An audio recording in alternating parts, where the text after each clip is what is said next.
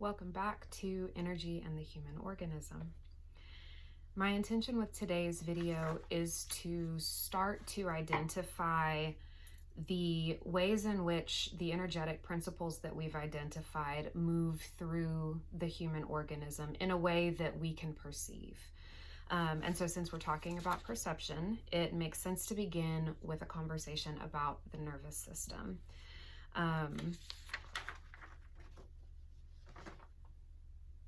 The nervous system is the electrical component of the machine that is our physical body, that is our soma.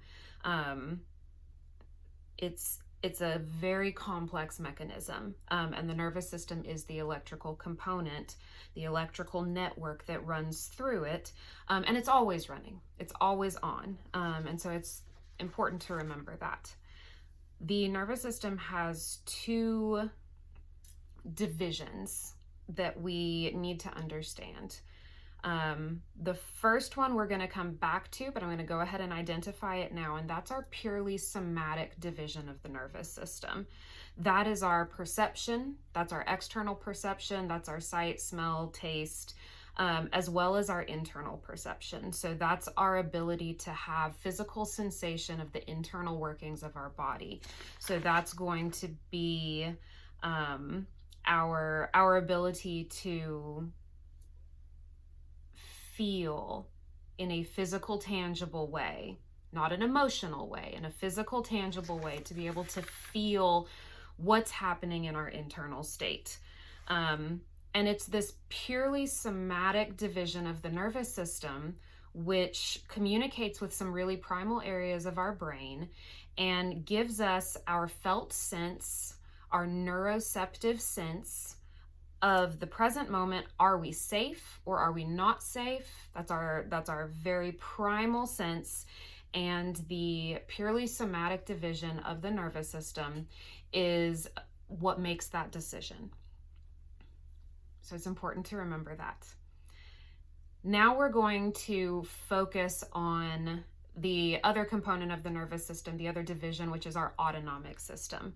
That is our unconscious system. That is our background programming, in a way, in terms of our homeostasis. What is our baseline? What is our normal, typical, average level of function for all things? And this is mediated primarily by the endocrine system, thinking about adrenaline, thinking about hormones. That's what sends messages throughout the machine for calibration instructions.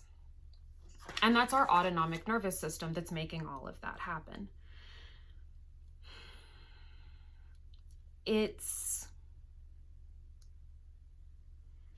important to understand the word that I used a moment ago, which is homeostasis. Homeostasis is a biological term that describes the resting baseline of a biological function, but we also need to understand that every biological function is a feedback loop.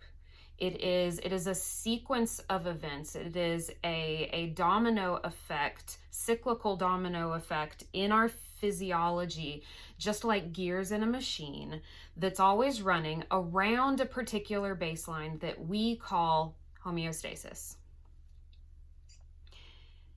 Now, because homeostasis is what we're used to by definition, it's also where we psychologically feel very comfortable. And it's important to remember what we identified in the first video, that even our psychological self, even our mental self, our psyche, is also present in all of these workings. And so remember that our psychological self, our psyche, also has a homeostasis point. But right now we're talking about the machine, we're talking about the soma. Specifically, we're talking about the autonomic nervous division of this electrical network. Now, we noticed in our conversation about the first principles of the way energy works is that energy is on or it's off. And so when we're thinking about the nervous system and we're thinking about individual nerve impulses running through the wiring, that impulse either is or it isn't. So the system is either activated or it's deactivated. And what that creates in our homeostasis physiology is it's either going to go one of two ways. It's going to go up or it's going to go down. It's going to be mobilized and excited and aroused, or it's going to be inhibited and calmed and soothed or depressed. But it can only be one of those two. Now, if homeostasis is our set point and homeostasis is our place that we feel comfortable,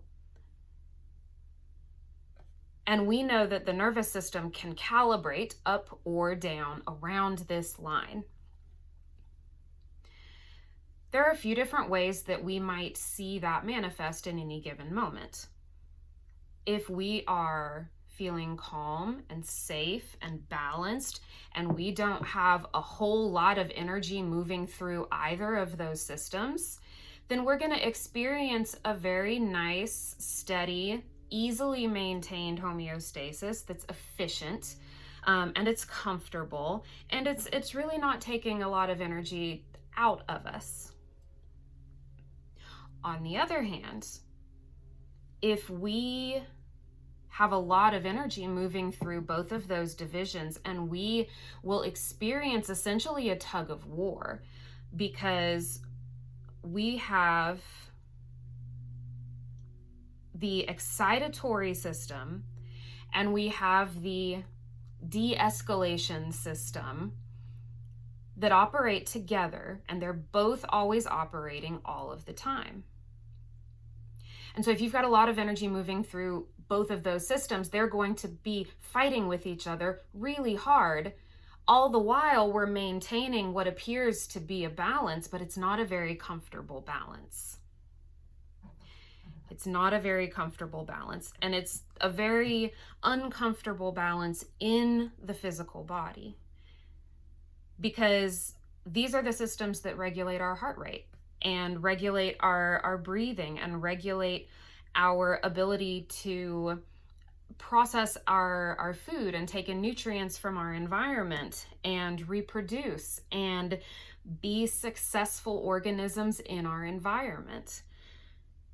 And that's what it's all about, which we identified at the very beginning, that biologically, this is like, we're here to be successful in our environment, and we have equipment to help us do that. We have equipment in the form of our perception and our senses and our ability to self-monitor and our ability to self-regulate. But that system can get imbalanced, or it can have too much energy running through it in a way that's not very comfortable. It's like having the gas and the brakes on at the same time.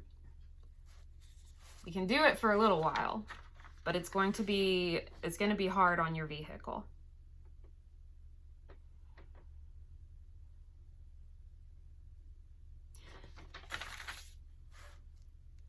Reminding ourselves now about the purely somatic division of the nervous system. We just talked about the autonomic and its ability to regulate up or regulate down. You know this as the sympathetic system and the parasympathetic system, but that's still the same thing that we're talking about. And that's always running in the background, and it's always running off of these feedback loops and these gears, and it carries momentum within itself via those processes.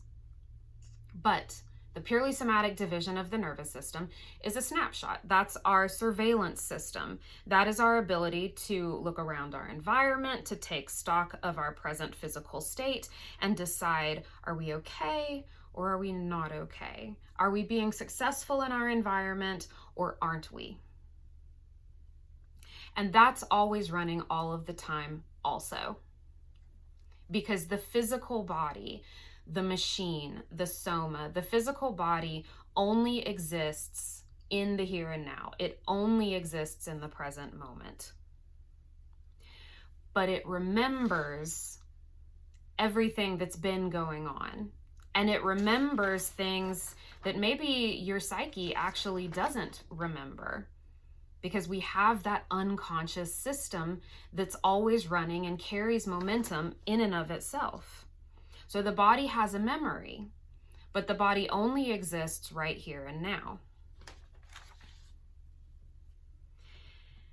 And that's going to segue into our next conversation, which is going to be about the other half of our divisions here, which is the psyche. We've been talking about the soma. The other side of that coin is the psyche. That's our mental self. And our mental self can exist in the past. It can exist in the future. It is imaginative. It is able to leave the present moment in a functional way, for better or worse. But the body, the soma, the physical self is always here and now. If the physical self and the soma, if the soma and the psyche are two sides of the same coin, they need to be able to have a conversation with each other in the present moment in order to have a functional conversation. And so our next conversation is going to explore this significance of, if we have all of this machinery that's always running all of the time, no matter what we're doing, no matter if we know how it works or not, if we have all of this machinery that's running, we probably want to learn how to drive it.